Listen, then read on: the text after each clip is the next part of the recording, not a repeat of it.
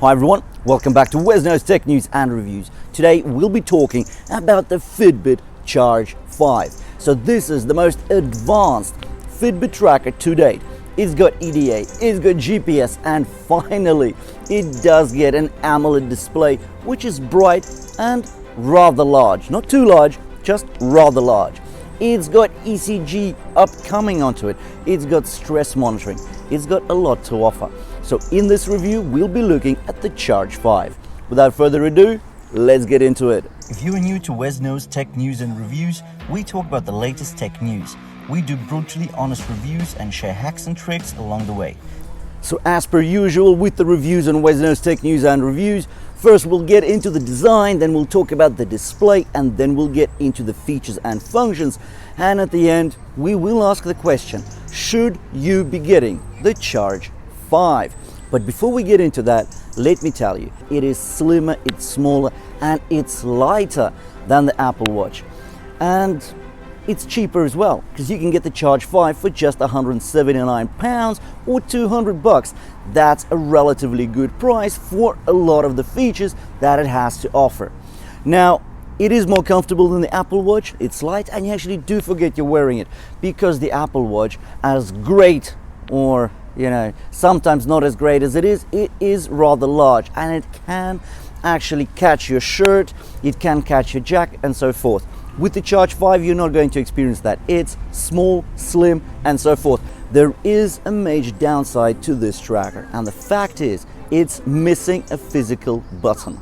And this omission of the physical button is a major downside, because you need to scroll through the screens to get back home or to get back to the screen you actually want to look at if you've already missed it. So it's a bit of a downside, but we'll get into that as we get through the review. And now onto the design. Let's talk about it.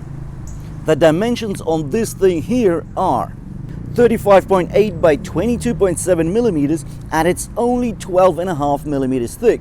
Now I do say only because that is much thinner than the Apple Watch, and I think this tracker is aiming to go against that one specifically.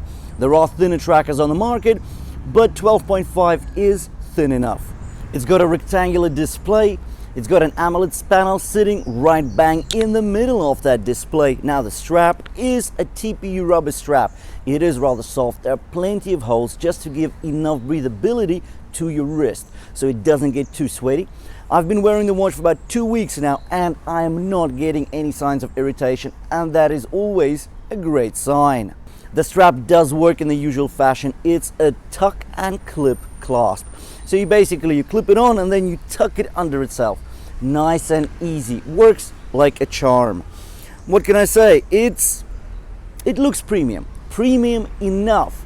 So this is not a smartwatch. It's a fitness tracker with hybrid capabilities to get you to almost a smartwatch experience. Now let me tell you about the display, and then we'll get into the features and functions. Now the display specs here are 14.7 by 22 millimeters. Now that is not a major size for a screen sitting in such a big black face. So what we're looking at is thick bezels, top, bottom, and the sides. Now the bezels, I think, are a bit too thick for such a premium device. The resolution is great though, at 326 ppi. So this is basically at the forefront of technology, because most of the smartwatches that we see on the market today, even the Apple Watch Series 6, we've got Xiaomi Mi Watch, we've got the Oppo Watch, the Huawei GT2, the Huawei Watch 3, as well as the Samsung Watches 3 and 4. They also come in with 326 ppi. So this is basically the market norm today. This is what we expect from a great resolution on an AMOLED display. To navigate around the tracker, you have to scroll to the right from the home screen. To return back to the home screen at any time, you double tap the face. All of the functions on the tracker are controlled via the touchscreen display, aside from the two side panels which are used for the EDA, and later, when we don't quite know, there will be an OTA update, so over-the-air update, which will allow for ECG to work on the Charge 5. Anyways, so this is pretty much it. This is the design, this is the display. Let's talk about the features and functions, because the Charge 5 has quite a few to offer. So let's start off with the basics, and then we'll get into the more premium features and the more advanced, if we can call them that. So with the Charge 5, it can notify you about calls, texts, meeting alerts and updates from certain apps. You can send quick replies to text messages only if you're using an Android phone. As an iPhone user, well, I've had a couple of hiccups. Because with an iPhone, there's just no quick replies. You will have to pull out your phone and actually answer your texts or emails via your smartphone. Another big letdown, in my opinion, on the Charge 5, there is no voice assistant. So you can't even operate the watch and give it, I don't know, easy commands, open up workout mode, or I don't know, open up the weather widget. None of that. And also considering that it's not just Fitbit anymore, it's Google's Fitbit, because Google bought Fitbit at the end of 2020. So we would be expecting to have the Google voice assistant on here. But no, there's nothing like that. There's no microphone on this smartwatch. Now, there is an EDA sensor on this watch, and that's the electrodermal activity sensor, and it measures how your body responds to stress.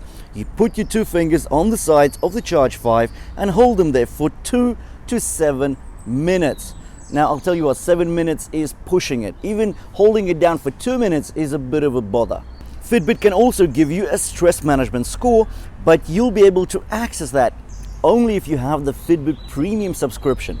Now, when you do buy the Charge 5, you do get 6 months of the premium subscription for free. But this is where I have certain doubts about this subscription service, because really, you already splashed out, you bought yourself a tracker for nearly £200 or $200. That's a lot of money, and that's a premium price as it is. Now, considering that after 6 months your subscription will finish and you will have to continue that service to get a great breakdown of your sleep patterns, to use some of the advanced features on here, but that will set you back at least $10 a month. That's a lot of money that Fitbit is asking for. But anyways, that's down to you and your choices. Let's talk about sleep. So there is an SpO2 pulse oximeter sensor, and it does help you better understand your sleeping patterns. So like the previous models, the Charge 5 has all of Fitbit's standard sleep tracking metrics, although on the tracker itself, you'll only be able to see your total sleep time and your sleep score from the previous night. If you want to see the full breakdown, you will have to go down to the Fitbit app on your smartphone. You can also set up the smart alarm, and the smart alarms, you get this function on most of the Fitbit wearables. What's a smart alarm? It basically wakes you up anywhere between 15 and 30 minutes before your wake up time, but it does so at the most convenient and the best time for your body to snatch you out of your sleep. So usually it picks a time when you are in your light sleep stage, and that means it's not as detrimental to your health when you wake up, and it's easier for you to get out of that slumber, and you're feeling much better than if the alarm pulled you out of your deep sleep stage. And now let's talk about sports. So on this tracker, you get 20 sport modes. 6 of them are auto-detected, and that is great. So you get your basics like your running, your walking, your swimming. I think there's an elliptical workout and some dynamic workouts that this watch will pick up. So let's say you've gone outside and you're walking for 10 minutes, and it will automatically start tracking that walk. Now, why 10? Well, if you're out for just a casual walk, just to jump to the shop around the corner, you're walking for 2 minutes, you don't want that tracked as an activity. But anything that's 10 minutes over, it's more likely to be an actual physical activity, which is planned to be an activity. All the sport modes are goal-based, so you can set an objective for your run, for example. You can set a goal of a distance, you can set a goal to track the number of calories you want to burn, or maybe the time you want to actually do that activity for. There is GPS here, so it will give you the speed and the distance when you're going on your runs, when you're going on your open water swims, your walks, and so forth. It was actually surprising how quickly GPS is being picked up by this watch, and that is great. You have to remember though that you can't see only 6 workouts on the actual watch face.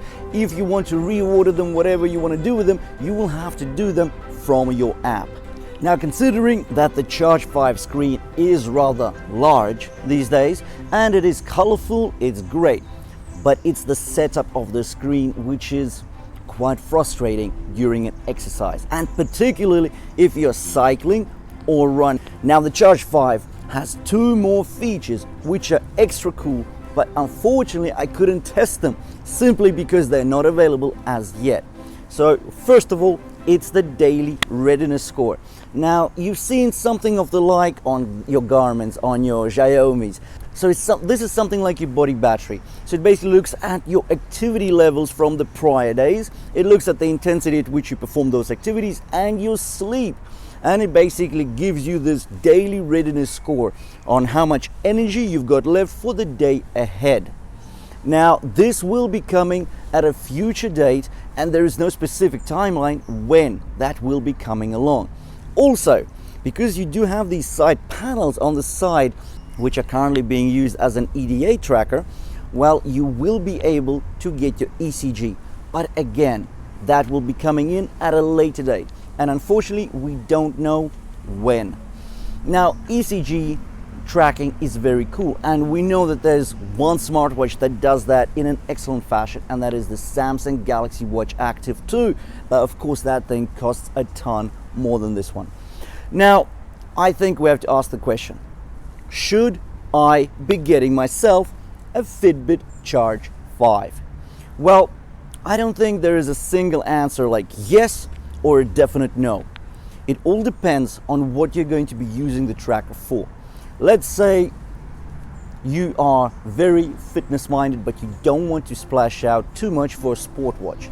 Well, you do get your GPS here. You do get water resistance.